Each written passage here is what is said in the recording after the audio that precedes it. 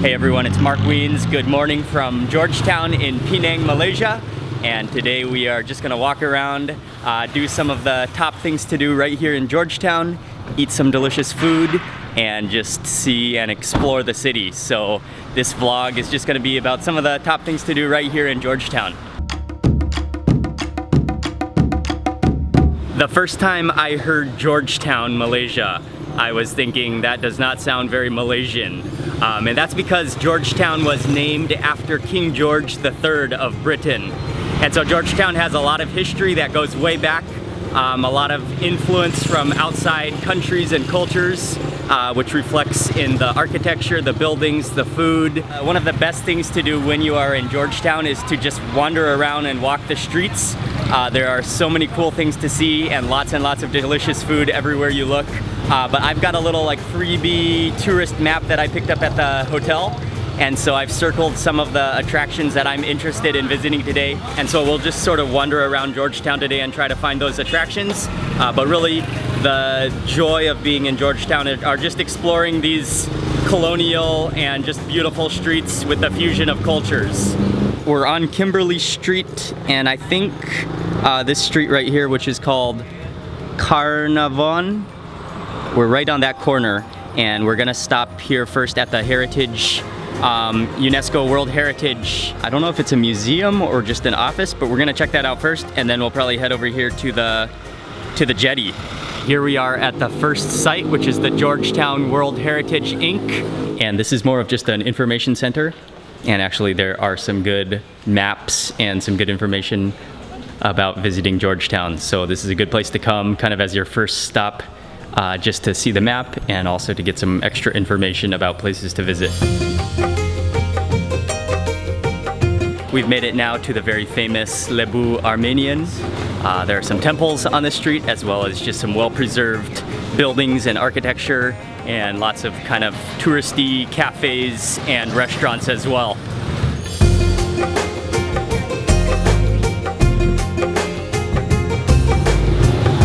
Okay, right over there, there is a very famous place to take a photo, acting like you are sitting on a bike. But I think I'll just watch other people taking photos of it, because there's a pretty long line. Oh, renovation. New renovation. Okay. This temple is one of the oldest Hokkien temples in Penang, or in Georgetown. And unfortunately, it is closed right now for renovation for the next month, he told us. But it was still okay to see it from the outside. But I guess that's just our bad luck for being here at the wrong, or the right place at the wrong time. We are walking now on our way towards the water, to the ocean front, to go to one of the Chinese jetties.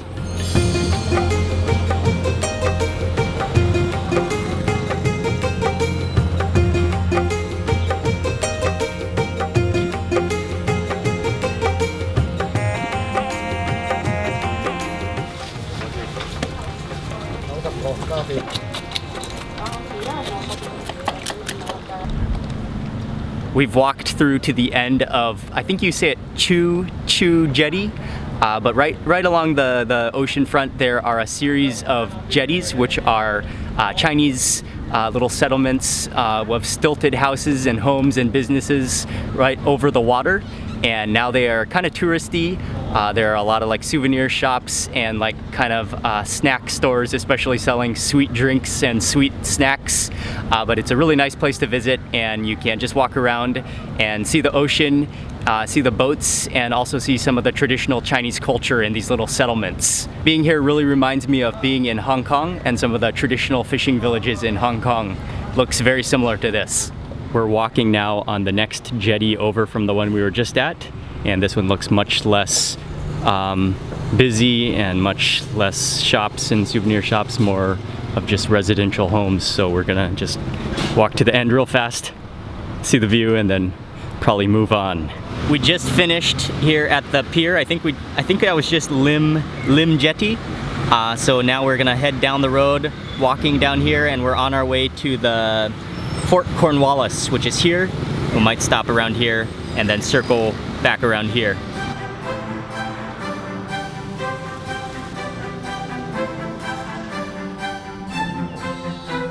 Can I have 4 too? We just entered into Fort Cornwallis, and the entrance fee is 20 ringgits, and then they give you a wrist strap and also a bottle of water, and then you're just free to walk around the fort. But this fort was built in 1786, and it's the oldest and the largest fort in Malaysia.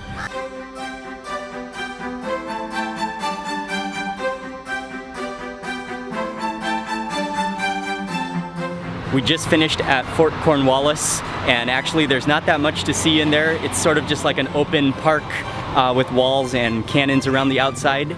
And I'm a little bit disappointed. I thought there would be more inside, and I thought the price was a little overpriced, but that's all right. Probably the coolest thing was the famous cannon on the corner, but you can even see that from the outside.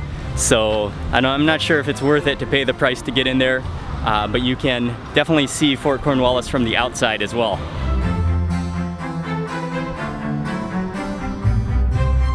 We are on our way now walking towards Little India, but I think on the way we're going to stop by at St. George's Church, and then once we're in Little India, I think that's where we're going to try to find some lunch.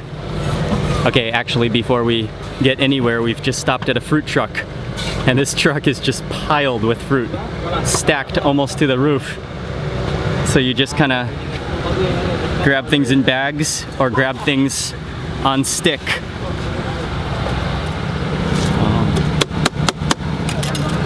Thank you. Guava.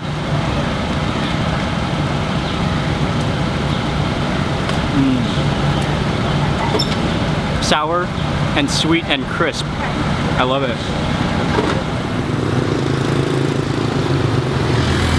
I guess we're not having the best of luck with things that are open today.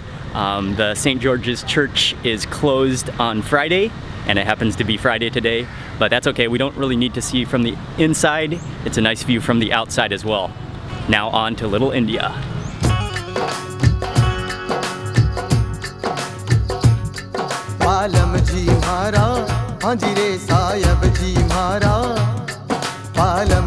After doing so much walking around, my shirt is literally soaking wet.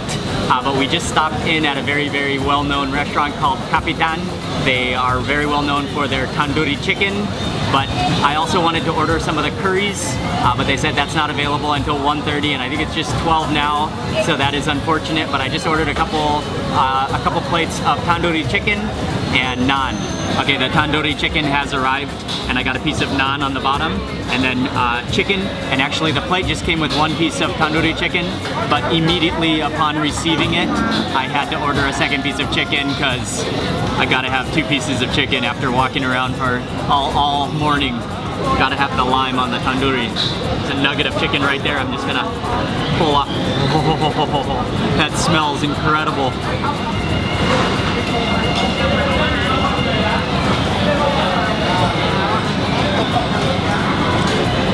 Okay, that is a wonderful piece of tandoori chicken. It's salty, it's nice and smoky flavored, and you can taste that rich kind of buttery yogurt marinade on the outside of the chicken. Add some onions to that. Okay, that is definitely some excellent tandoori chicken. Dip it into that sauce.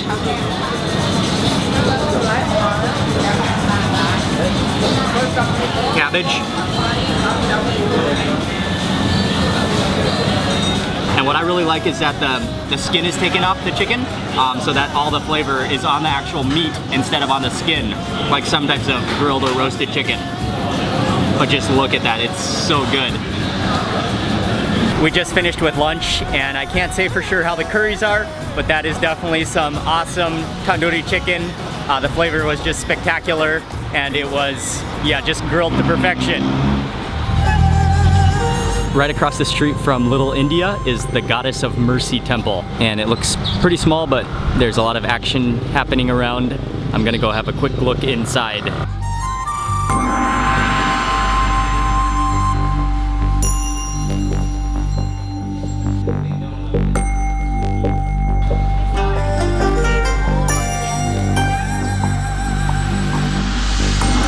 We are walking now on our way to a famous historical building called, I think it's called Fat Zi Mansion. Not sure exactly how you pronounce that. It's actually a guest house, but a historical building which is supposed to be very well preserved. And they have a couple of different tour times per day. And so I hope we can get in on a tour. It's early afternoon now. Do you still have ticket for 2 p.m.? Yes, okay. Yes. 2 please. Okay. 34 ringgit, sir. 34 ringgit. Okay. Thank you. Thank you. Now, huh? Okay. The main hall there, the tour starts there. We arrived here just in time. The tour starts at 2 p.m. and we got here like 5 minutes early just by chance. So finally some good luck on our side.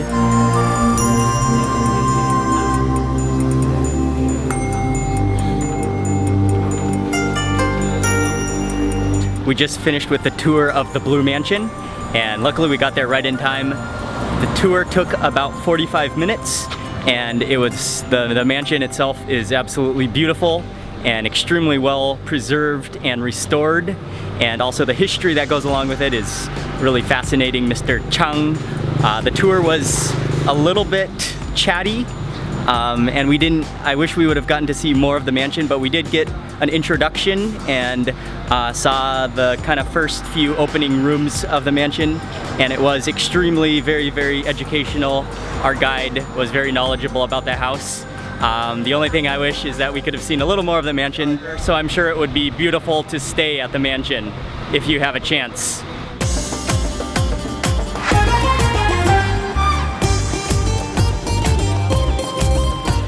I'm in desperate need of some cold water right now.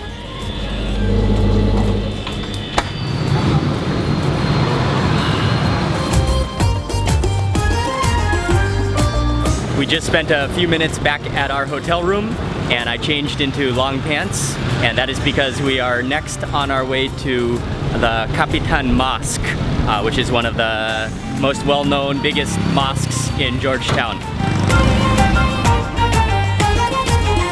The sign says that it's open from 2:30 to 6 p.m. on Fridays, but then the guard said it's not open right now. I think it's about 4:30 now, but he said to come back after 5 to come in. So we might come in, but also on the sign it says strictly no video camera inside. So I probably won't get to show you what's inside.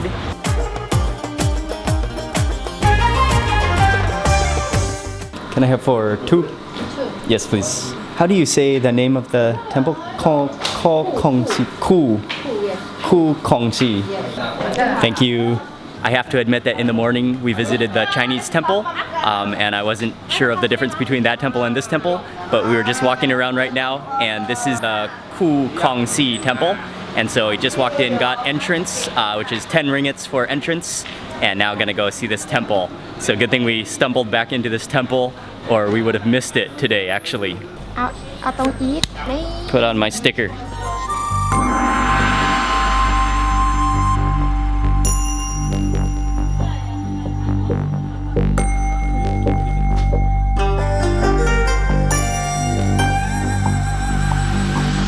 I'm glad we did not miss this attraction, although we almost did, but it's very impressive. The detail, the decorations are just extremely well detailed and impressive to see.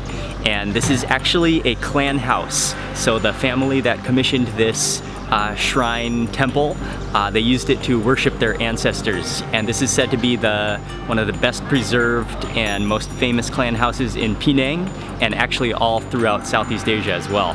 But that's really good to see. Yeah, the detail was very impressive.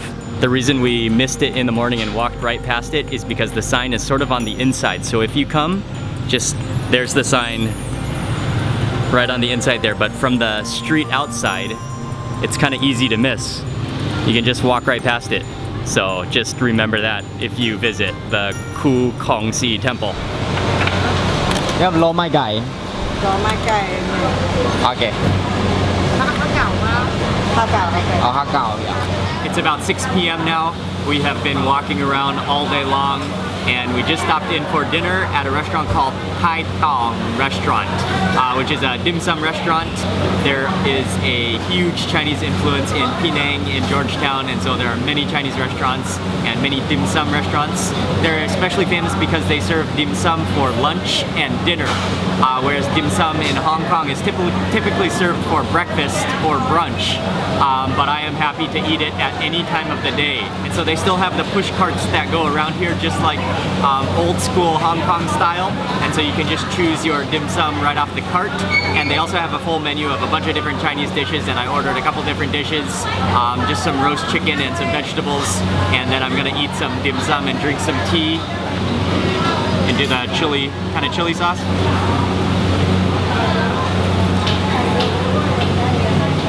I'm not sure what this one is, but I think it's shrimp and pork.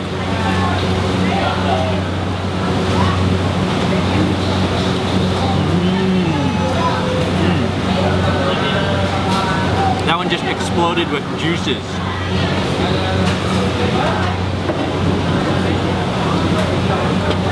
Oh, that's hot. This is roast chicken, and even though we had chicken for lunch, chicken is always a good idea. And the lady recommended it to us. Oh, that skin is crispy. Let me start with the drumstick. And let me tell you something funny about this plate. It's served with a little stack of Pringles on the side. I have never seen that one before. But what you're supposed to do with this type of roast chicken is just dip it in the salt and just get a little bit of salt on there.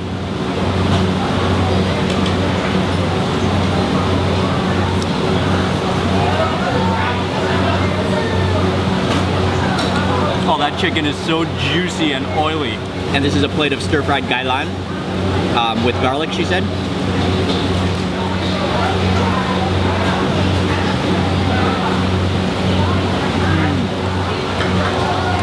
And luckily she hooked me up with some chilies as well.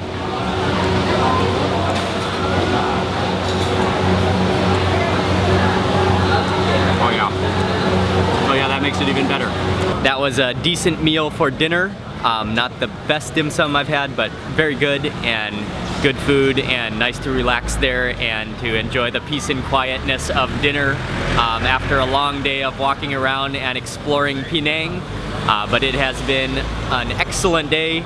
I can't even remember everything we've done, but we've been to many places around Georgetown and gone into many houses and seen lots and lots of the architecture. The entire city or the entire area of Georgetown is just a living museum, and it's just great to walk around. There's delicious food, and I love the diversity of cultures represented in Penang. And it's just an amazing town, and Georgetown is an amazing place. So hope this video gives you some ideas about things to do when you are in Penang, especially Georgetown. And thank you very much for watching this video. Please remember to give it a thumbs up and leave a comment below, and I'll see you on the next video.